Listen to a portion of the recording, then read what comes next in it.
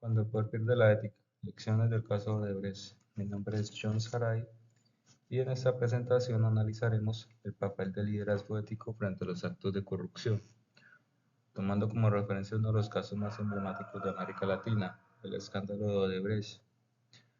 La constructora brasileña Odebrecht, durante más de una década, sobornó a funcionarios públicos de distintos países para obtener contratos millonarios en obras de infraestructura. Según el Departamento de Justicia de Estados Unidos, la empresa pagó más de 788 millones de dólares en sobornos entre 2001 y 2016. Este hecho no solo afectó a los gobiernos implicados, sino que reveló cómo la falta de liderazgo ético dentro de las organizaciones puede abrir las puertas a la corrupción sistemática. En este contexto, analizaremos cómo el liderazgo influyó en la aparición y expansión de estas prácticas y qué lecciones podemos extraer para construir una cultura empresarial basada en la integridad y la transparencia. Odebrecht no fue simplemente una empresa corrupta, fue una organización donde el poder, la ambición y la complicidad reemplazaron los valores éticos, demostrando que el liderazgo, cuando carece de principios, se convierte en un instrumento de destrucción moral y social. Prácticas corruptas y actores involucrados. Las prácticas de corrupción en Odebrecht fueron complejas y profundamente estructuradas. Se trató de un sistema organizado de sobornos y manipulación política, en el que la empresa ofrecía pagos ilegales a funcionarios públicos a cambio de adjudicaciones de contratos y ventajas en licitaciones. El mecanismo operaba a través de una división interna conocida como el Departamento de Operaciones Estructuradas, cuya única función era gestionar los pagos ilícitos. Entre los principales involucrados se encuentra Marcelo Odebrecht, presidente ejecutivo de la compañía, quien fue condenado a prisión por corrupción y lavado de dinero.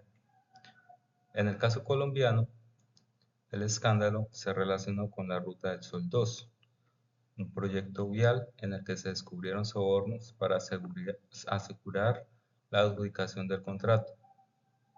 Este entramado demostró que la corrupción no fue un error aislado, sino un modelo de negocio amparado por líderes que priorizaron el beneficio personal sobre la responsabilidad social y la ética empresarial. En otras palabras, la corrupción se convirtió en parte de la cultura organizacional y los líderes fueron sus principales promotores, o en el mejor de los casos, sus silenciosos cómplices. Consecuencias del caso. Las consecuencias del caso de Odebrecht fueron profundas y multidimensionales. En el ámbito económico, las pérdidas fueron enormes. Se suspendieron contratos, se paralizaron obras y miles de empleados quedaron desempleados. En el ámbito legal, varios directivos fueron condenados y se impusieron multas millonarias a la empresa. Sin embargo, el daño fue más grave, fue el reputacional. La marca Odebrecht pasó de ser un símbolo de ingeniería moderna a un símbolo sinónimo de corrupción y fraude. Pero las repercusiones no se limitaron a la empresa. Los gobiernos involucrados sufrieron una pérdida masiva de confianza pública. La ciudadanía empezó a ver a las instituciones como espacios de impunidad y abuso de poder.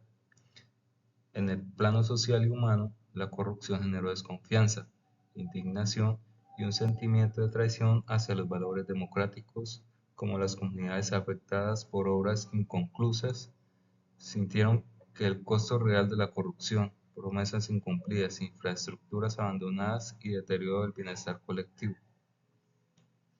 En resumen, Odebrecht no solo corrompió contratos, sino también valores y esperanza.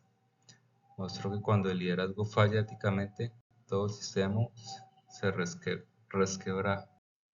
Liderazgo y ética. En este punto, es fundamental analizar el papel del liderazgo en el desarrollo de este caso. Los líderes de Odebrecht carecieron de principios éticos sólidos. Su enfoque estuvo centrado en el poder, el dinero y la expansión, sin considerar las implicaciones morales de sus decisiones. En lugar de inspirar confianza, instauraron una cultura de silencio, donde la obediencia era más valorada que la integridad.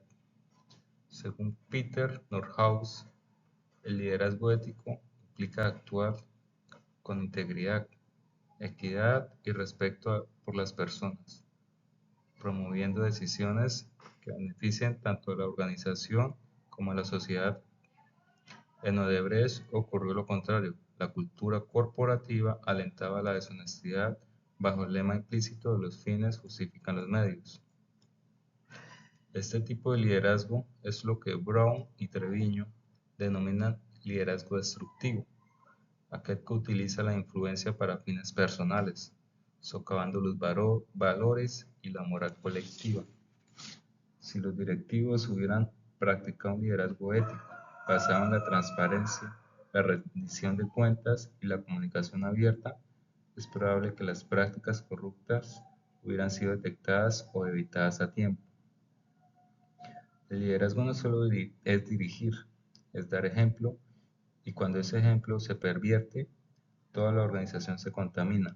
La falta de ética en la cúspide se traduce en la corrupción en la base. Estrategias de liderazgo ético. Ante lo ocurrido, es necesario reflexionar sobre cómo un liderazgo ético puede prevenir hechos similares.